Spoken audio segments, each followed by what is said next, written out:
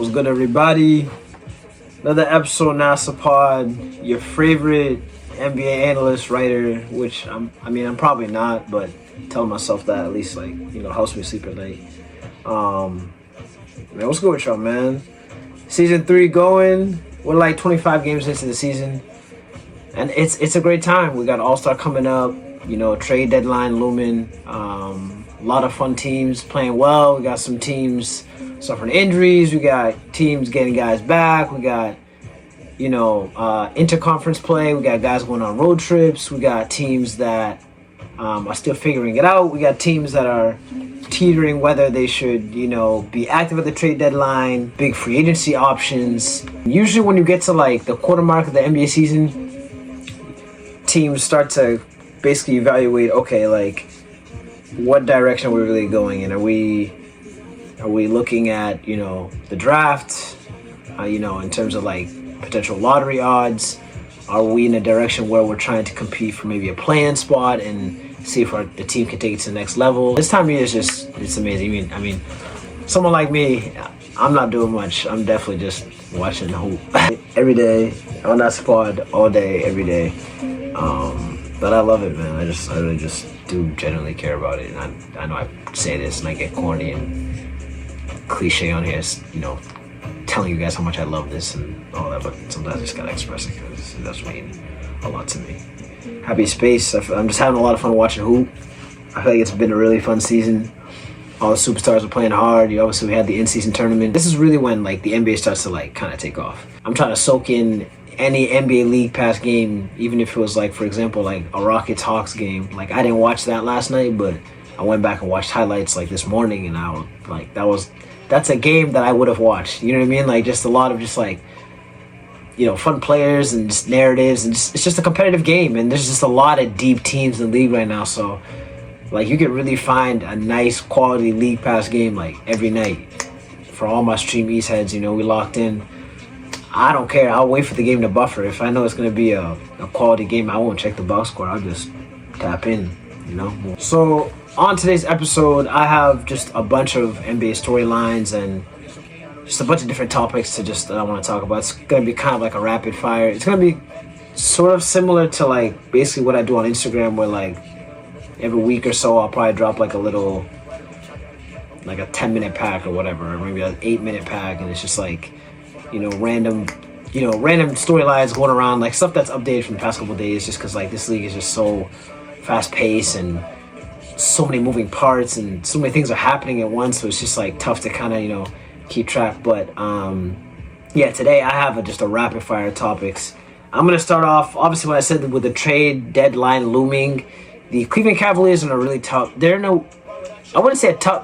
weird spot, because recently they lost Darius Garland and Evan Mobley to significant injuries. Darius Garland fractured his jaw, he's going to be out for some time. Evan Mobley, knee surgery, he's going to be out for, I think they announced a timetable. I believe I want to say 6 weeks. I actually didn't even look up the timetable, but it's a significant amount of time. So he's going to miss a good chunk of the season. And now you're in a spot where you have, guys like Karis LeVert, Okoro, Jared Allen, Max Strus, Jordan Niang. You have, the gritty role guys, and then you just have Donovan Mitchell, which is a solid bet because that's still a guy that can go toe-to-toe with basically any superstar in the league, or he's a star that you possess, that he actually has the confidence on a night-to-night basis that he can be the best player on the floor. That's the type of guy you have. So, and that's not a bad thing. And with that, it's Donovan Mitchell, his contract stuff has, been something that's been up in the air. He hasn't really touched upon it, in terms of, signing an extension with the Cavaliers. Obviously, I'm sure they'd be more than open to, giving him a contract, but Donovan Mitchell is, I believe, 26 years old. This is his second stop. He didn't initially pick Cleveland, but, and he's still a young star player that's coming into his prime right now. And he's put up plenty of numbers, but now he's thinking listen, I put up numbers, I made some All-Star games, I made some All-NBAs. Can I take that next step and, play for a championship? Or do I feel like I am in the best situation, to do so or to achieve that? And, obviously that's in the back of every player's mind, I'm sure. But the real question is, now with those injuries, does that kind of shift his focus? Is he kind of like throwing in the towel, like, all right, whatever, now I'm really going to be open-minded about, my basketball future, or at least my basketball prime, and where that lies in terms of, do I see myself bringing something home in Cleveland? Maybe can I potentially, kind of wait up on these guys, or should I, go team up with someone? Because the player manpower era, all these guys are boys. All these guys got each other on Instagram, so we don't have to be naive. But anyways, yeah, I just think that's I feel like that's a yellow flag. Like, listen, Donovan Mitchell, he's a great player. He's 27.7 points, 5.6 rebounds, 5.5 assists, shooting 45, 35 from 3, 89 from the line. Personally, if I'm the Cavaliers, I just think you just need to go to Donovan Mitchell and just be like, hey, listen, we have two prime young assets in Darius Garland and Evan Mobley. Mainly Evan Mobley. I know Darius Garland he's been in the league for some time, but he is still a franchise cornerstone in Cleveland, and so is Evan Mobley. They gotta sell Donovan Mitchell that pitch that, listen, we'll give you the bag, we'll take care of you, let's make this work. It might be Bickerstaff. He might be the fall guy here, because I don't think I see any gradual improvement in terms of as a collective unit. Like, they're too talented to be where they are, you would think. And I don't know if I'm being too harsh on them, or maybe because it's too early, but at the same time, also the top of the East is a juggernaut when you got Boston, Philly, Milwaukee, Brooklyn's a competitive team. I didn't even say Miami. It's slightly a deeper East than you would think in terms of like collective units. Like, a lot of the top East teams are really, really, really good. It's not like they're carried by, okay, obviously they're carried by a couple stars, but Philly has a couple stars, but they have solid role players. Milwaukee has a couple stars, great role players. Boston has a couple stars, got role players. In Cleveland, I think they're still figuring out who is Donovan Mitchell's running mate. And you would think it's Darius Garland, but that Knicks series last year was just so odd, because there were times where Darius Garland you didn't feel like he had an imprint on the game. And Darius Garland is a guy that I feel like he possesses the same gifts and talents as a guy like Tyrese Halliburton and LaMelo Ball and Trae Young, and just like how I talked about it with Ace on last episode. The only reason that exercise that I put together, I had Darius Garland in that discussion initially. Then I looked at it and I was like, these guys are just having way better years right now. They're having way better starts to the year. Not saying Darius Garland can't be that, but I just feel like it's odd that the Darius Garland Donovan Mitchell pairing, I don't want to say it hasn't worked, but I'm thinking, what is their ceiling? Do they need to wait on Evan Mobley to, evolve more into a score first guy rather than a glue fit? Obviously he's a defensive Swisher knife, but do they need to wait on him to progress and take that next step for them to take the next level? Or, because when you think about it, Garland and Mitchell, they're the only two guys with the ball in their hands. Karis LeVert's going to get hit some shots, but for the most part, the rest of the team are a lot of stationary, spot-up guys. Max Strus, Georges Niang, they're not guys who are going to initiate offense. So it's not like Garland and Donovan Mitchell don't have the touches to both be happy and both eat. But it's like, what direction does the team need to go? You know what I mean? They're in an odd position. I personally don't think they should make a move. I think they should just keep the team. Unless you're very confident Donovan Mitchell is not going to sign the extension, put him on the table. But I just feel like guys like Donovan Mitchell, they're not like I said about guys who are confident enough and can go on the floor and actually duel an opponent's, superstar player or an opponent's best player. When Donovan Mitchell steps on the court, he definitely believes he's better than Jason Tatum or De'Aaron Fox or Shai Gilgeous-Alexander or Trae Young, and the list goes on. All those, opposing guys of his era, of his generation, or of stature, a guy like Kevin Durant or LeBron James. When Donovan Mitchell goes on the court, he's thinking he's just as good as those guys, if not better. So if Cleveland gives up that asset that he is, who's really gonna come and fill that in? You got Darius Garland, and I'm a Darius Garland guy, but so far I think in the Donovan Mitchell Darius Garland era, He just hasn't been able to stay healthy during the regular season now. And on top of that, you think about that Knicks series, something was weird there. I don't know. I can't pinpoint it. It's kind of bothering me. I know I sound like I'm tweaking, but I can't figure them out. Because Donovan Mitchell is a great player. And if you look at the Cavs' notable rotations, it's not like the players aren't quality players or role players. They have good players around them that actually complement Darius and Donovan and what they can do on the court. And the rotations, like for example, Donovan Mitchell, Karis LeVert, Georges Niang, Max Strus, and Evan Mobley, per 100 possessions, their net is a plus 23.2. That's pretty good. The next best lineup, Donovan Mitchell, Karis LeVert, Max Strus, Jared Allen, and Evan Mobley, plus 20 per 100 possessions. I mean, that's through December 19th, but still, that's like, we're at the 25 game mark. Now we literally have like some actual substantial data to look at and be like, listen, like, what players work with what. And I don't know, they're just a tricky team to understand. Very tricky. I remember last year, I think they came to Boston and I think Karis LeVert had a 40 piece, or him and Donovan Mitchell, was it him and Garland? I forget. I'm pretty sure it was Donovan and Karis LeVert. They both went up for 40. They won. Like, they have the talent. There's a screw that's not, tied in all the way. I don't know what it is exactly. And I'm not even saying, push the red button or push the panic button. I'm not saying trade Donovan. I just feel like if you're the Cleveland Cavaliers front office, you need to just let Donovan know that you're all in on him being your franchise superstar, because there's not a lot of them out there. And like I said about Garland and Mobley, there's still a step that needs to be taken, more so for Mobley. And you obviously don't like to see knee injuries on your young big men, especially when, you've taken them high in the draft. But yeah, that's my Cavs rant. I know there's a report that came out that obviously Donovan Mitchell will be, interested in Miami. But when I think about Miami, I'm not going to lie to you, I don't even know if they need to get active at the deadline. Especially with this Jaquez Jr. rookie, the way he's ascended, and now you're putting that next to Tyler Hero. Now you got like two guys other than Jimmy Butler that can, kind of initiate offense, create. That Jaquez Jr. guy, he's a real player. I was watching the Magic Heat game out, some of the second on League Pass, and I saw him drive. Jonathan Isaac had just checked into the game, and Jaquez just, next possession, he just took the ball.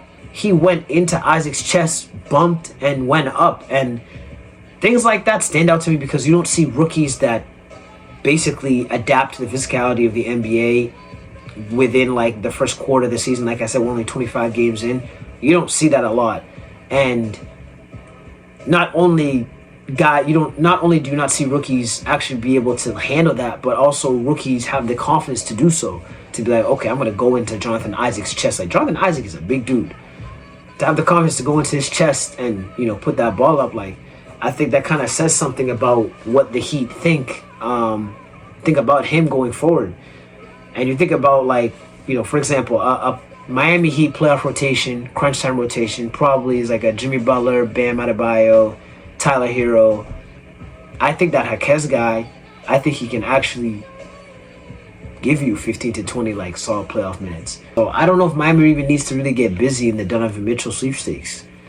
It's like, you're getting this star power, and don't get me wrong, Donovan Mitchell and Jimmy Butler would be insane, but Donovan Mitchell, for the price that the Cleveland Cavaliers got him at, they're going to need to make sure that they get basically, if not the same package, something similar in terms of at least draft capital or, whatever future assets whatever assets the Heat have, or whatever assets the Heat are willing to move off of.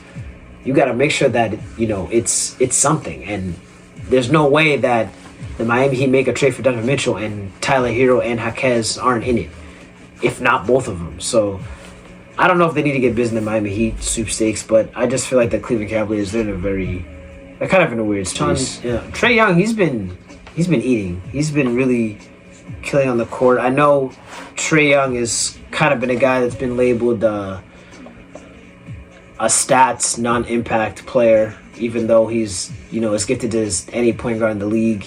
I mean, let's see, this is over his past 5 games. He's averaging 33.8 points and 13.4 assists. Over the course of the year, right now he's averaging 28.2 points, 11.8 assists, shooting 43% from the field, 38.7% from 3 on 9 attempts. Only him and Steph Curry are shooting at that clip with at least those attempts. And he's shooting 87 at the line. You know, he's going to be 85 to 90, you know, every year. He's proven that. They're also they're a funny team because the Hawks they're 4th in the NBA in offensive rating. They have 119.7 offensive rating. But they're 12 and 15 and 12th in the East with a 0.1 net rating. 0.1. So I don't know if you guys saw last year, but last year there was a stretch that the Hawks, they had like a 20+ game stretch where one game was a win, one game was a loss, one game, like it was just back and forth. Win, loss, win, loss, win, loss. It was like a 20-game stretch. Based, you know, like I'm saying, they were just a 500 team for, you know, a long period of time. And, you know, they ended up making the play-in, and, you know, they pushed Boston essentially. I believe that series went 6 games. Trae Young hits that big shot on Jalen Brown, I believe, in game 5. And you know, it was Quinn Snyder's first year, but I oddly like the team. I know Jalen Johnson's been out for some time, but I like the Atlanta Hawks. Oddly.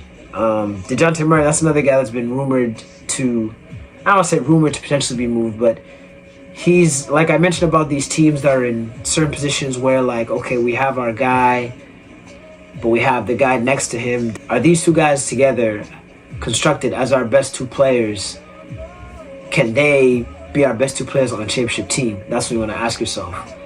And as much as I'm a DeJounte Murray fan, I can't envision a championship team that's led by DeJounte Murray and Trae Young. Don't get me wrong, they're both great.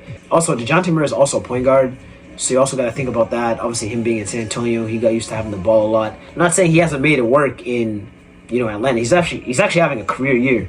He's averaging 24 and 5, shooting 45% from the field. Right now, he's making $18 million a year, and then he makes 25 million in, you know, the 2024-25 season. There's no ball handler, a defender, and that's another guy. If you think about moving him, it's like, what direction are you going in? Because you're trying to sell the whole win now with Trae, but they're 10th in the East. It's like they have to make a move, and then you have the Okongwu, like a Capella piece, who. They're not the same player, but they do a lot of similar things on the court. Capella, I believe, is going to be a free agent at the end of next year. I'm not sure if unrestricted or restricted, but I believe he's going to be a free agent next year. Is he a guy that you look at like, hey, we go one more time with this crew with Quinn Snyder in year 2, see where we land in the playoffs, maybe we can get some injury luck amongst the, you know, the East heavyweights, see if we can crack conference finals. You know, Trae gets hot, maybe we make it interesting. You know, a shot in the dark. I'm just trying to envision the best scenario for an Atlanta Hawks team, currently how they're constructed in terms of a playoff run this season. Bogdan Bogdanovic, he's a bucket. I have him on my fantasy team. He's a walking 23 and 4, couple threes. He might get a steal. He hits his shots. I like him. But he's older too. And it's like the team is great, but I don't know, because it's like they have rim protection. You had John Collins, who was probably not your prototype 3D defender, but you had him next to DeAndre Hunter. You decided to move off John Collins. Jalen Johnson's great. I think he's going to ascend and be a great player, but it's like the clock is kind of ticking with Trae Young. I know they gave him all this money, but, you know, he wants to win. And with this player empowerment era, I don't rule out anything. We saw Kevin Durant punch his trade request ticket when he had, I think, like 3 years left on his contract that he had just signed the season prior. So I don't put anything past anybody. You know what I mean? So I don't know. I like the Atlanta Hawks. I think Trae Young has been slighted. I think he's a guy, like, you know, we talk about Tyrese Halliburton. I've talked about Tyrese Halliburton a bunch this year, and I knew he was destined for greatness even when he was in Sacramento. All these things that we're gloating Tyrese Halliburton for and all the things that he does, Trae Young does all the same things, and guess what? Trae Young is actually a more dynamic scorer than Tyrese Halliburton, or at least he's a more proven, star scorer. Like we've seen Trae Young have outrages in the playoffs. We've seen him have outrages in the regular season, and I feel like he's caught a lot of flack for, you know, being a coach killer, or, you know, sort of say a stat a statless impact guy, a guy whose numbers don't contribute to winning and all those lousy claims. But it's like, listen, you guys were saying the same thing about De'Aaron Fox and Devin Booker. And then, time came, time went by. Obviously, I know those guys are similar in age and draft classes, but time went by. They got a quality coach, and I like Quinn Snyder. I like what he did in Utah with all those Donovan Mitchell, Rudy Gobert-led teams. I think he's actually a bright mind in the NBA. But when you start to think, like, what direction is Atlanta in? It's just a weird, fun team. They're a fun team, but I feel like it's like they're in quicksand. I don't know where they should go. And I wrote about the Houston Rockets,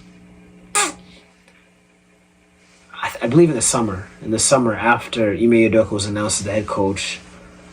They were just a team that, I feel like had a lot of nice pieces, a lot of young players and guys who can do different things. And I like their signings and, Fred VanVleet and Dylan Brooks, the approach they were taking. And Jalen Green, I thought he was going to be, just like Alperen Sengun, I thought he was going to be one of the biggest beneficiaries of it. And he's kind of having an underwhelming year 3. Usually year 3 is when, like, you can sort of tell if, like, a prioritized franchise cornerstone piece or draft piece or a high lottery pick, are they going to be in the team's foreseeable future? Not to say that Jalen Green isn't, but year 3 is usually like, all right, what do you got? What do you got for us? We're seeing it with, a guy like Kuminga, a guy like Scotty Barnes. We saw LaMelo. Plenty of guys. We saw John Moran. I believe he took his leap year 3. Not to say you necessarily need to take a leap, but year 3 is usually where you've proven to the organization that I've been grateful with the opportunity you guys are granted. I put the work in, and I want to be part of this in the long run. Jalen Green's having 17.5 points, 4.5 rebounds, 3.2 assists on 40, 33, 81 splits. So 40 from the field, 33 from the three-point line, and 81 from the line. That was tough to read off. I think Jalen Green has star talent in this league. I just think he's in a tough position, whereas, and I get it, he's playing like trash. He's had some ill-advised, like, bad selection shots. And I've watched a couple Rocket games. There's some shots that he takes that I don't blame him because of the bad habits that he started the past 2 years with Steven Silas. That those Rockets teams, they were playing very, very ill-advised basketball, just free basketball. Jalen Green's just given this green light to go take 20-plus shots, and I get it. He's a star player. He's one of the best players on the team. He should be. But it wasn't in a space where, like, it was up and down through the team. It was a lot of more ISO ball, AAU, caliber. And a guy like Jalen Green, who went to G League Ignite, he's been a prolific AAU player, in his time. You don't like seeing that. Really, those first 2 years under Steven Silas, what was Jalen Green really gaining? Just taking a freelance 20 to 25 shots a game. Obviously, he was getting his numbers, and he had a lot of good flashes. And don't get me wrong, he's a good player. He went to Team USA. He was killing on the select team. There was a lot of feedback from, higher, like, Team USA officials and coaches, talking about Jalen Green on a very, very high level and talking about how he's going to be something. And you would think with Ime Udoka's direction and, 2 good vets in VanVleet and Dylan Brooks, then you got your two young teammates, Jabari Smith Jr. and Alperen Sengun. You're thinking, like, listen, like, Jalen Green's in a beautiful spot to thrive, but it's just not clicking. It's not happening. He's had some tough crunch time stretches this year. Obviously, like I said, his jump shot has been streaky. I can't really say it's not falling because, like I said, year 3 is really the testament. That's really the measuring bar. And when you look at his numbers, his first 3 years, like, he's around a low 30s three-point shooter, low 40s, field goal shooter. And I'm not out on Jalen Green. I still think he can be, a cornerstone for the Rockets in the future. But I think now with the ascendance of Alperen Sengun, and we've seen him take a leap, and then you have, Fred VanVleet, and, a lot of people are not talking about it. Fred VanVleet's been doing a great job taking care of the basketball and running the Rockets offense. He's one amongst the league leaders in assists. His assist-to-turnover ratio is off the charts. He's one of the league leaders in that as well. And he's doing a good job of actually, running a basketball team. Like I said, like, Jalen Green has not played on a basketball team. Like we heard what John Wall said about the Rockets during his time there. So it's refreshing to have a guy like Fred VanVleet come in and be able to just run a team the way it's supposed to be run, regardless of talent, superstar players that are on your team, or whoever the coach is. Being able to lean on a point guard who's played in big games, and obviously he has that championship in 2019 alongside with Kawhi. They had some moments. It's probably a relief for Ime Udoka to have a point guard out there that he can rely on and know that he's going to compete on both ends of the floor. And those are the type of guys you want to put around your franchise cornerstones like Alperen Sengun, Jalen Green, Jabari Smith, Tari Eason, Cam Whitmore, Amen Thompson, the whole thing. Like, this Rockets team, they have a really, really good roster. Right now they'd be in like the play-in, but they're a competitive team. They're a real competitive team. They play hard-nosed defense, and they're really blue-collar. I love the brand of basketball that they play.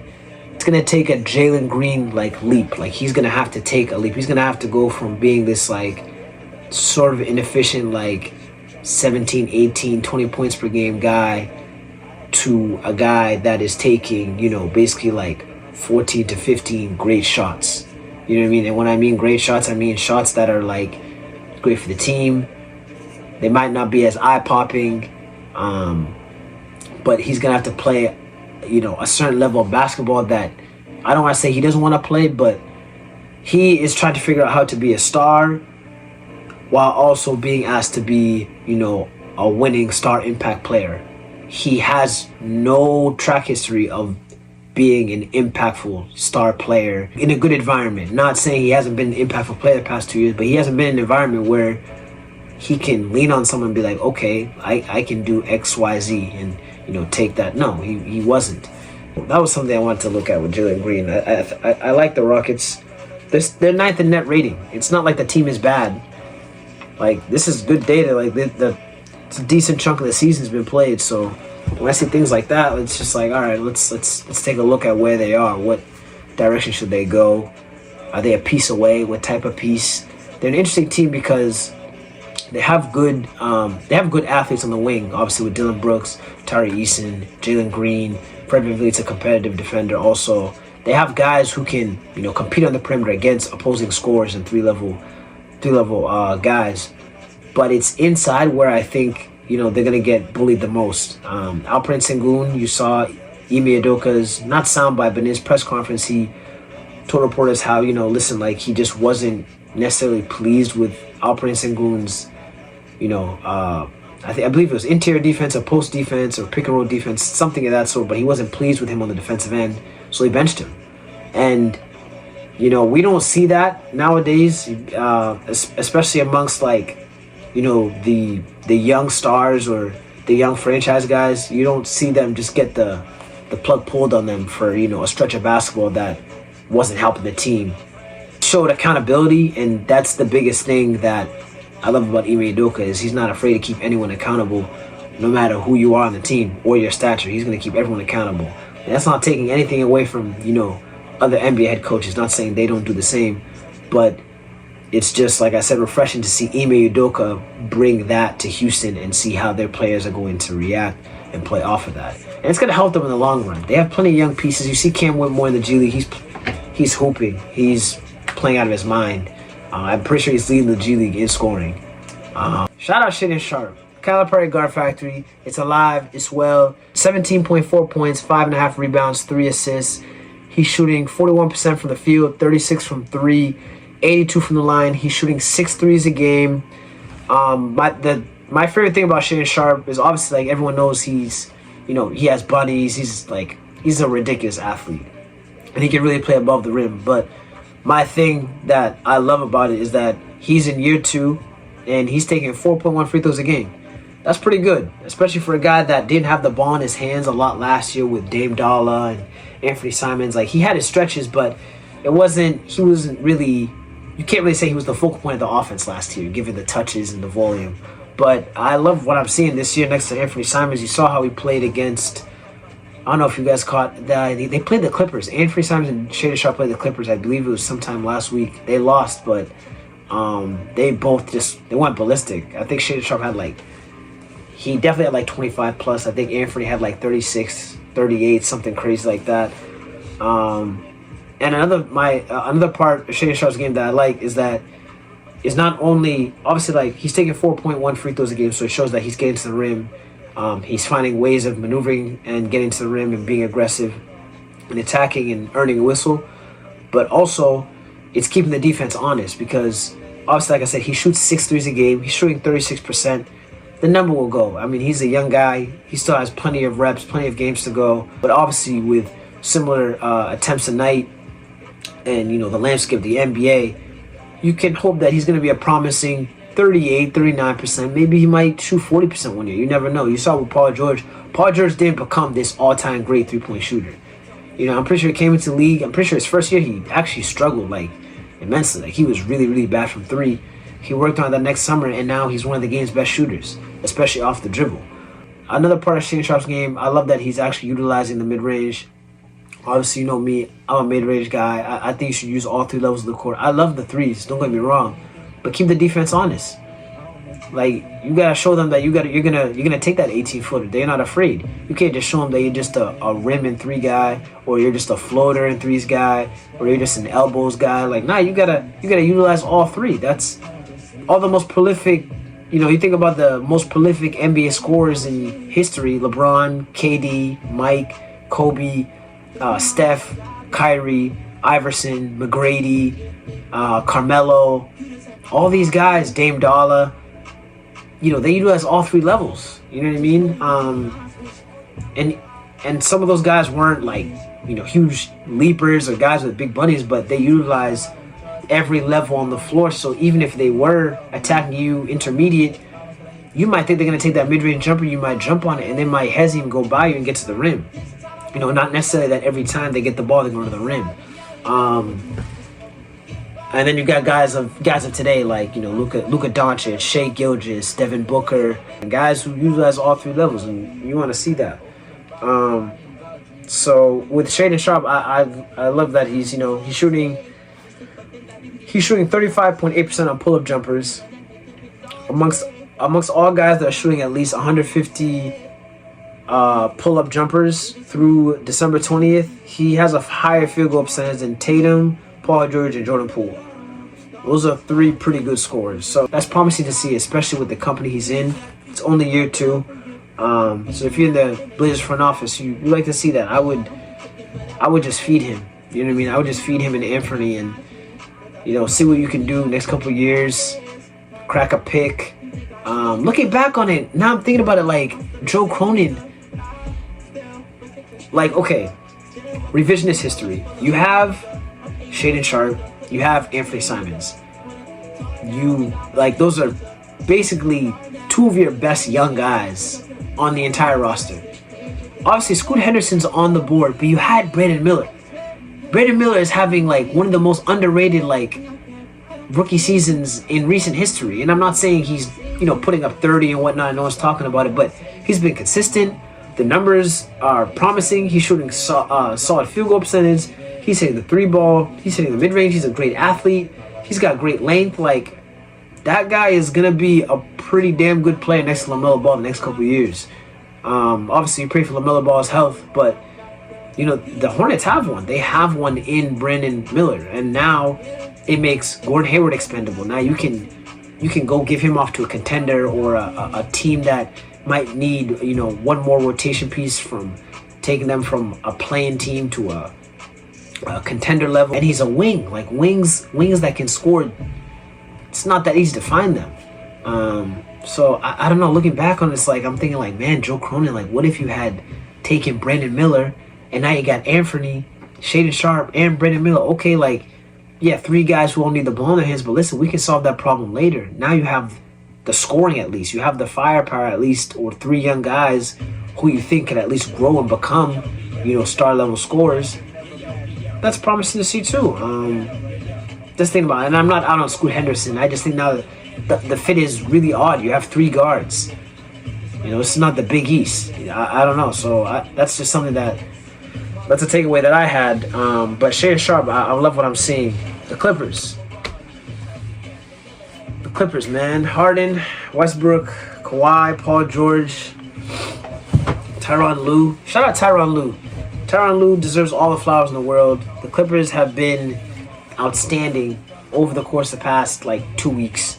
They're currently on a 9-game winning streak. It's crazy because when I put all my notes down, I had all the data from their current 8-game win streak, and then last night they went into Dallas, beat Dallas. Obviously, it was a Kyrie-less Dallas team, but anytime Luke is on the court, he's gonna obviously battle you to the end. That's just the respect you have for a guy of his caliber. But yeah, the Clippers 9-game win streak.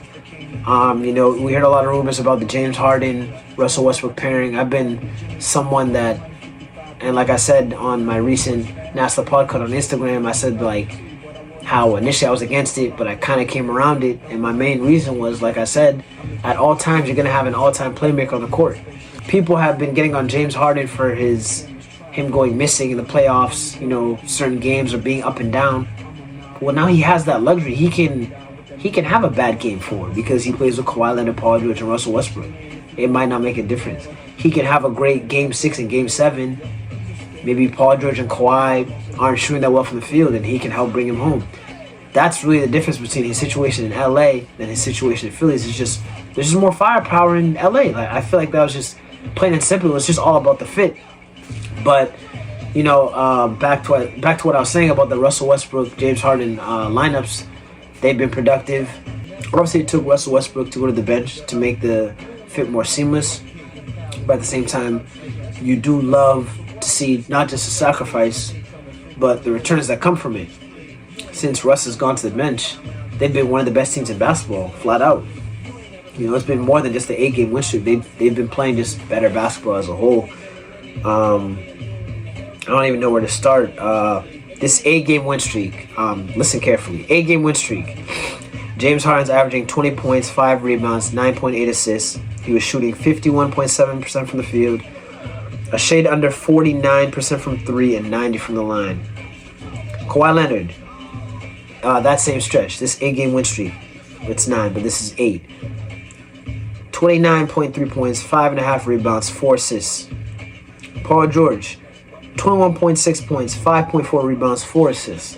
Kawhi Leonard was shooting 62% from the field, 54.8% from 3, 95 from the line. Paul George was shooting 47% from the field, 44% from 3, and 95.2% from the line. So basically, the three-headed monster in Harden, Kawhi, and PG have basically been 50, 40, 90 guys, averaging at least 24 and 4. Obviously, I know Kawhi is just a shade under 30 and Harden's averaging 10 assists, but you have 3 guys that are, especially Kawhi and George, they're competing at a high level on both sides of the court. Harden's pitching in when he can and getting more acclimated to rotation and their defense. But the all-around firepower is crazy. The only difference between this and whatever Harden was dealing with in Brooklyn was Kyrie and KD were just a little bit more, I don't want to say iso ball, but they were a little bit more score heavy or score focused. You know what I mean? Paul George is a guy that could average 27, 28 points per game if he wanted to, but his imprint on the game is, more all around, playing high level defense, being in the right spot, and he plays, different roles. He can handle the ball. You want him to run pick and roll. You want him to post up on the block. You want to run him around a couple screens, find some pin down shots for him. He can do all that. He's, kind of like that Swiss Army offensive player. And you pair that off with Kawhi Leonard, and the biggest reason why the Clippers have been on this crazy stretch is he's just been basically a top 5 player. I had my MVP mountain that I dropped, I believe, back right before Thanksgiving. That whole thing has shifted. And if you read the paragraph on IG, there were plenty of guys that I said were going to go on significant stretches and play themselves into the mountain. So, whenever the next MVP mountain, I'm just saying that Kawhi Leonard is going to be on that. James Harden is probably going to be on that. So, just a hint. But yeah, I love what I'm seeing. I know there are a lot of naysayers out there. My man JD, he put up a story yesterday of James Harden's big 3 that he hit at Indiana. He said, nassthepod doubted you. I never doubted James Harden. I just doubted the fit. It's not like the Clippers weren't good. The Clippers were good before Harden. They probably saw something with, obviously, the Russell Westbrook pairing and Terrence Mann potentially starting, and maybe they felt like they need more firepower offensively, and they didn't want to go through another Kawhi Leonard, Paul George, injury-riddled season. So they said, screw it, let's get the system, James Harden, to come and save us. And boy, has he's been something. He has been something. So shout out to James Harden. And the Clips, they're gonna be a tough out. And it's not like they've been some good teams too. I think they're playing the Thunder right now. After this I gotta go catch that. From them talking to y'all. That just overall a very, very fun, jam-packed NBA season. Joel Embiid is playing out of his insane mind right now, and no one is talking about it. I mean, you see it on Twitter, but like Joel Embiid has this stigma against him, and I don't know. And trust me, I'm very fair with Embiid. I understand he hasn't gone and done the playoffs. That's the last step for him, is just getting to the NBA Finals, being the best player on a championship team. That's the level he wants to get to. That's the next level for him. But I'm not just going to have a blind eye to his production. I know he's shooting like 10 free throws a game. He's taking mid-range shots. He's missed like 10 fourth quarters. Like, he's insane. Joel Embiid's insane. Where do I have it? He's averaging 34 points, 11.8 rebounds, 6 assists. Shooting 53% from the floor, 3 stocks. Sat up 9 fourth quarters. And he's leading the league in scoring. It's his 3rd straight year leading the league in scoring currently. If the season ends today, that will be his 3rd straight scoring championship. He's a front runner right now, undisputed. There's a lot of Joel Embiid naysayers, and I think it's because of how he carries himself on the court and how he wears his heart on his sleeve. It's like, bro, that was another jam-packed episode of Nass the Pod. I hope you guys enjoyed. Hit the like button, hit subscribe. I got a lot coming. We got All-Star coming up. I'm not saying the All-Star episode is coming soon, but the All-Star thoughts are looming, and you know how I get on All-Star.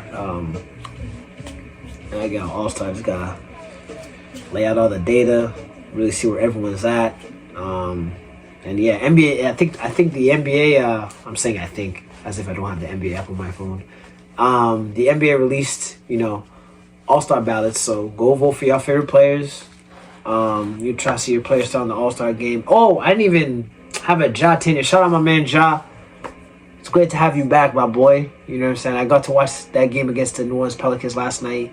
A game I actually didn't fall asleep watching. Shout out to all my guys that fall asleep in the living room,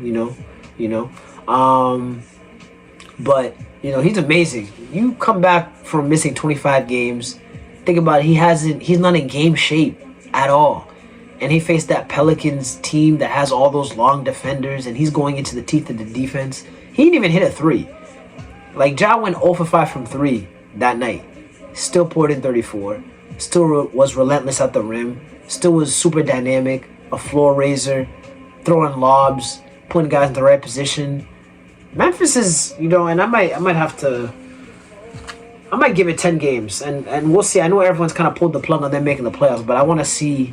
They're going to be an interesting team just to kind of look out for in the next 20 games, because I feel like this return is going to, I feel like it's going to do something for their team in terms of bringing them together. They could go on a special stretch. You never know. Desmond Bain has been playing really, really good basketball. Jaren Jackson looks like he's taking a step forward in terms of looking for a shot and, finding his spots on the floor to be effective, especially on the offensive end. And obviously we know what he is as a defender. So, and then you put Ja, their franchise, superstar, under Taylor Jenkins. I just want to see. I want to see what they have. I want to see what they can put together. But yeah, that's enough of that. I got to leave past the catch. Another great episode. Nasser Pod Season 3 on the way, man. I went dolo. I had to go back in the embassy, man. I haven't been here in a minute. Or I haven't shot an episode here in a minute. Obviously, my first episode with Dree and my man Ace. Shout out to my guys. This episode was actually supposed to be with, 2 of my good friends. But schedules were kind of conflicting, so I had to put that for a future TBD. But like I said, hit the like, hit the subscribe button. If y'all got any questions, man, comment. I will answer, bro. I promise. But anyways, yeah, hit the comment section, man. If y'all got any questions, Chat away, man. This is an open basketball community. You already know how we're moving. Follow Nass the Pod on Instagram. That's basically my life now. Is I just be on Nass the Pod. Just watching, all the beloved players in the NBA for the best sport in the world. It's crazy that I mentioned that, NBA is my favorite sport because all you guys know how I feel about my NFL and my fantasy. And obviously see the LaDainian Thomas in 2005. I think it's 05. It might be 2007. I think 2007 AFC Pro Bowl. Obviously, original Bolts. Reebok with it. Shout out to Answer. You already know. Shit like 4X. Yeah, third shot, man. Shout out LT. This was like my favorite running back growing up, so shout out LT real quick. But yeah, for those of you that follow Nasser Pod, you guys do know that I'm a very dedicated fantasy football owner. I am a full-time NBA analyst / writer / podcaster, and also a full-time NFL fantasy owner. So I am a GM. I participated in 6 leagues. 4 of them I already paid, or 4 of them I like league dues. I know what the league dues are. The other 2 leagues I'm not even sure. They might just be for shits and gigs, but I was recruited in 6 leagues, which is crazy. But I was feeling myself because I won 2 leagues last year. I won 2 leagues last year, so I was feeling myself, and I joined another league this year. I think it was 2 leagues. I think it was a work league and then another league. I don't even want to get into the details, but basically I'm a fantasy football psycho. So I tried drafting a lot of similar players. Like I had ETN on all my teams. I had Jalen Hurts on a lot of my teams. I drafted Garrett Wilson on a couple teams. Eckler. I drafted D-Hop on a couple teams. Odell on a couple teams. I had, Nico Collins on a couple teams. Trey McBride, shout out Trey McBride, he's been like the best fantasy pickup ever. Like, shout out my man Trey McBride. Trey McBride and the Cardinals, like, you're really gang. Like, you're really, really gang. Like, that's actually nuts. Like, be giving me like 15, 17 points, like, every trip. And I picked him up on waivers. So yeah, basically, long story short, I've had kind of a fantasy season from hell. I was in 4 playoff rounds last week. I lost in 3 of them. I only made 1. I only advanced in 1. And the team that advanced, that team I've been the 1 seed all year. So I haven't felt like I needed to really make any moves because I actually liked how my roster was constructed. I think I made 1 trade, and I had like a couple waiver pickups that really went my way. But that's in my Merrimack League with my man Eddie, Jake, Mike, Andrew, Kyle, my nephews, they sort of say too. But yeah, we've been doing that since like sophomore year, so that's been something cool. Shout out them. This week I'm facing Matt Tierney. Like I said, you can't tell the story of Nass without mentioning a Tierney, so shout out Matt Tierney. I think I gave him like 200 last year, but I'm not going to talk too much because he might actually beat me this week. But yeah, now this week, fantasy, I think my starters in this league, it's crazy because I already know who I'm starting. It's Jalen Hurts, Kenneth Walker, ETN Jr., Vontae Adams, Nico Collins. I don't know. I need to check if he practiced this week. He didn't play. He got hurt like 2 weeks ago. Then he wasn't practicing, and I sat him. I still ended up winning, but I sat him. I need to see his practice schedule. He's been starting for me all year. He's like a top 20 receiver right now. But I have Devontae. I had Odell filling in for him at wide receiver too. Yeah, that's how thin I am a receiver. Trey McBride at tight end. But here's the fun part. I picked up Isaiah Likely 2 weeks ago, and I played him very first week. I believe he got me like 13. And I played him the next week, and he got me like maybe 21. I didn't play him last week because I had Trey McBride come back from a bye. And I got Darren Waller back from the injury. So now I'm thinking like, listen, do I play Waller and McBride together? I also have Chuba Hubbard. Shout out Chuba Hubbard. He's been a great pickup. We were locked in last year. This year, I picked him up. I think I might have drafted him late, and then I dropped him. Then I picked him up. Then I dropped him. But then I picked him up again. and he's just been insane. He's just been a flex GOAT. Like he's been really good.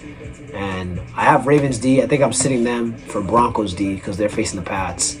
And then I have what's his name? The Eagles kicker. I forget his name. Sorry. Oh, Jake Elliott. Sorry, Jake Elliott. Sorry. Eagles kicker. So shout out Jake Elliott. I need all those points. But yeah, man. It's been a fun fantasy season. I need to win in that league because I want to make my money back. I want to at least profit. So that's the huge part. But listen, man, it's been a pleasure. Like I said, like, subscribe. It's another fun NBA episode. Hope y'all tuned in. I'm gonna be back with soon. Follow Nass the Pod on Instagram. Follow me on Twitter too. Nass the Pod on @NassThePod. So @NASSPOD on Twitter. I'm talking too much NBA ish on there. Too much. Talking too much. I be talking to myself on there. To myself. I got like 20 followers following just my main account. Talking to myself like I'm in a room. Like I'm like a psychopath. You ever know those facilities where they have the mentally ill people that are like that? Like that's like me. But you're throwing me like this and you're throwing me at like Rucker Park. And that's just me just, I'm on Rucker Park just, you know what I mean? That's how I feel. I'm just talking to myself. But yeah, man. Thank you for tuning in to another episode of Nass the Pod. It's been a pleasure. Really do love y'all. All right, man. I gotta go check League Pass. Peace.